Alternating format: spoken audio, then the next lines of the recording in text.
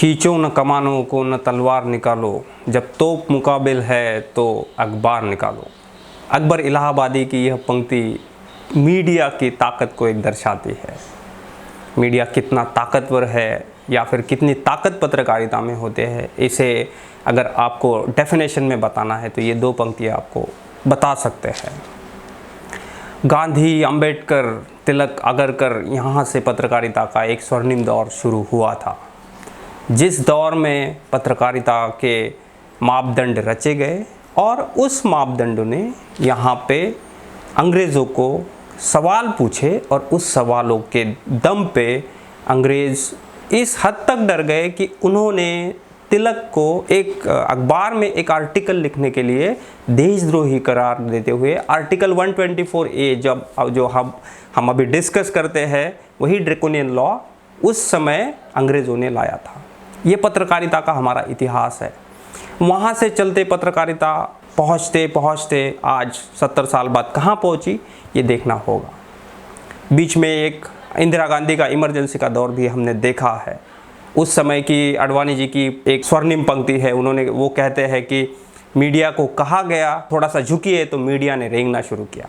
ये आडवाणी जी की पंक्ति है उस समय, जिस समय इंदिरा गांधी ने भारत में इमरजेंसी लगाई थी। लेकिन यह सवाल वहाँ ख़त्म नहीं हुआ। यह झुकने का या रेंगने का सवाल वहाँ से चल के अभी हमारे सामने और ज़्यादा बड़ा हुआ, क्योंकि उस समय मीडिया का सत्ता के प्रति सहोदर होना एक अलग बात थी। लेकिन अभी के पिछले 7-8 सालों में हम अगर इस मीडिया के चरित्र को देखें तो पता चलता है कि मीडिया सिर्फ सत्ता का सहोदर नहीं है, तो मीडिया ने एक जन सामान्य सरकार के बीच लकीर खींच दी है। अगर जन सामान्य का कोई भी सवाल हो तो उस सवाल को जवाब देने के लिए सरकार आगे नहीं आती, उसको डिफेंड कौन करता है? मीडिया डिफेंड करता है। ये भी हम एक स्तर तक सह जाएंगे, लेकिन मीडिया का यह प्रयास कि यह समाज जो टीवी देख रहा है वो समाज दंगाई बने, यह प्रयास बहुत घातक है। आपको लगता है या मैं जो कह रहा हूँ ये मेरी पंक्ति अतिशयोक्ति है? तो आपको मैं एक वीडियो दिखाना चाहता हूँ, ये थोड़ा वीडियो देख लीजिए आप। आज बंद है, इस पर कोरोना पे कार्यक्रम करते हैं, मगर संतों की हत्या हो गई और भारत में जहां पे 80% आचार्य विक्रमादित्य, 80% हमारी आबादी हिंदू है। शर्म आनी चाहिए इन लोगों को। क्या उनको लगता है कि हिंदू चुप रहेंगे? आज बता दीजिए प्रमोद कृष्णन को, क्या हिंदू चुप रहेंगे? एक एसी एयर कंडीशन स्टूडियो में बैठे कोट सूट पहने हुए एंकर की यह भाषा गली के गुंडों, माफ कीजिएगा यह शब्द उसके लिए थोड़ा हमारी पत्रकारिता के भाषा से ऊपर उठ सकते हैं, लेकिन इनका यह आचरण सही में गली के गुंडों जैसा ही है। ये खुलेआम स्टूडियो में बैठ के एक जन सामान्य को, जिसके पास बहुत ज़्यादा पढ़ाई नहीं की है, जिसके पास संसाधन सीमित है, उसको हिंदू धर्म के नाम पे या फिर किसी भी धर्म के नाम पे उकसा रहे हैं कि वो आके किसी की हत्या की। उसका अगर आपको उदाहरण देखना है, महाराष्ट्र के पालघर में गुरुवार को 3 लोगों की पीट कर हुई हत्या मामले ने अब राजनीतिक रंग ले लिया है।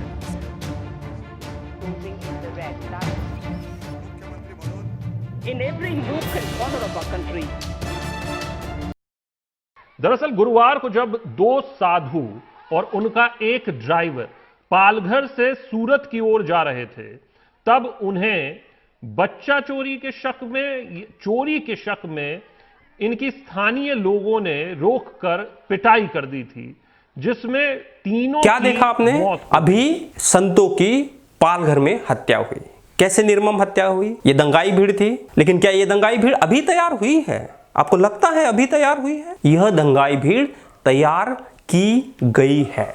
आपको अगर सही में फासिज्म का इतिहास पता है या फिर फासिज्म के इतिहास को पढ़ते हैं, कल ही अरुंधति रॉय ने एक टिप्पणी करते हुए बोला था कि फासिज्म चल के नहीं आता है, यह वर्षों की परंपरा है। पिछले 6-7 सालों में मीडिया ने यह परंपरा कायम करने में बहुत मेहनत की है। जब पहली हत्या पहलू खान की हुई गौमांस को लेकर, तो इसी मीडिया ने कुछ विचित्र तथ्य गढ़े, लेकिन उस समय वो भीड़ ने एक मुस्लिम इंसान को मारा था तो समाज शांत रहा। उसका नतीजा क्या हुआ? बाद में इसी भीड़ ने और कई जगह पे उत्तर प्रदेश में सुबोध सिंह को भी मार दिया। उसी भीड़ ने कल संतों को भी मारा। भीड़ का कोई धर्म नहीं होता है, भीड़ कोई हिंदू मुस्लिम सिख नहीं होती है।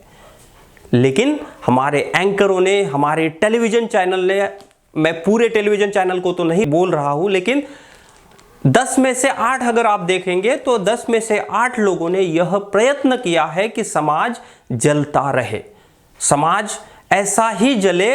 इनकी जो एडवर्टीजमेंट वाली रोटी है, क्योंकि ये क्यों करते हैं? आपको लगता है कि इनको आपकी चिंता है? अगर इनको आपकी चिंता है तो ये दृश्य देख लीजिए। ये देख लीजिए कि ये पैदल जाते लोग, जिस समय लॉकडाउन हुआ तो लॉकडाउन के बीचों बीच यह लोग पैदल जा रहे थे 100 किलोमीटर, 200 किलोमीटर, 300 किलोमीटर, 500 किलोमीटर, एक टाइम खाना खाते, भूखे नंगे। अगर मीडिया लोगों के सवाल उठाने के लिए कह रहा है तो ये क्या है? क्या आपने देखा? क्या आपने ये दृश्य किसी टीवी पर देखे? एंकर, प्राइम टाइम एंकर में डिस्कस कर रहा है? नहीं कर रहा है, क्योंकि उनका एजेंडा फिक्स है। उनका एजेंडा सिर्फ इतना है कि उनका बिजनेस चले। उन्होंने पत्रकारिता की ली हुई शपथ पूरी तरह निरस्त कर दी है, या फिर शपथ ली थी कि नहीं ली थी यही पता नहीं है। टीवी स्टूडियो में बैठे एंकर, इनके पर्दे, इनके पीछे के बैकग्राउंड देखिए, उनके टीवी पर सुपर कैसे चल रहे हैं। ये समाज को जो बांटने का तंत्र है, ये मीडिया ने एक ऐसे समय में लिया है जिस समय एक जन सामान्य के सवाल पूछना जरूरी है। लेकिन आप प्राइम टाइम के 100 में से 80 शो उठा के देख लीजिए, सिर्फ 20 ही शो आपके बारे में या फिर आपके प्रॉब्लम्स के बारे में बात कर रहे हैं। हमारे पास समस्याओं का ढेर है, लेकिन मीडिया को यह समस्या दिखनी अब बंद हो गई है। वह समाज के एक तबके को खुश करने के लिए या फिर एडवर्टीजमेंट जो उनके दाता है उनको खुश करने के लिए ही काम कर रहा है। इसीलिए ज़रूरी है कि टीवी पर हम जो देख रहे हैं, अखबारों में जो हम पढ़ रहे हैं, उसकी एक बार सटीक समीक्षा की जाए। हर चीज़ जो देख रहे हैं उसका मतलब यह नहीं सच है। अभी देखिए पालघर में जो हिंसा हुई, हिंसा के समय राज्य के गृह मंत्री बार बार कह रहे हैं कि इसमें कोई मुस्लिम एंगल नहीं है। आप देख लीजिए वो क्या कह रहे हैं, लेकिन फिर भी एंकरों ने उसमें मुस्लिम एंगल देखा। एंकरों ने जब बांद्रा के सामने मजदूर खड़े हुए तो उन्होंने उनकी इस हद तक निंदा की कि उन्होंने कहा कि भीड़ मस्जिद के सामने कैसे खड़ी हुई। भीड़ अगर गांव जा रही तो उनके पास सामान क्यों नहीं है? यह मीडिया के सवाल है। क्या मीडिया को यह देखना नहीं चाहिए मजदूरों के क्या प्रॉब्लम है? लेकिन मीडिया यह नहीं देखेगी क्योंकि उनका आपसे कुछ लेना देना ही नहीं बचा है। तो इसीलिए हम आज से आपको एक नए शो में लेके जा रहे हैं। शो का नाम होगा हमारे मीडिया का धोबी घाट। हर खबर को देखने के लिए और खबर के पीछे का सच जानने के लिए जुड़े रहिए द इंडिया बुलेटिन से। धन्यवाद।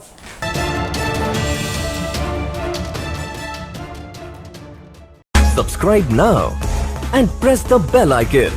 Never miss an update.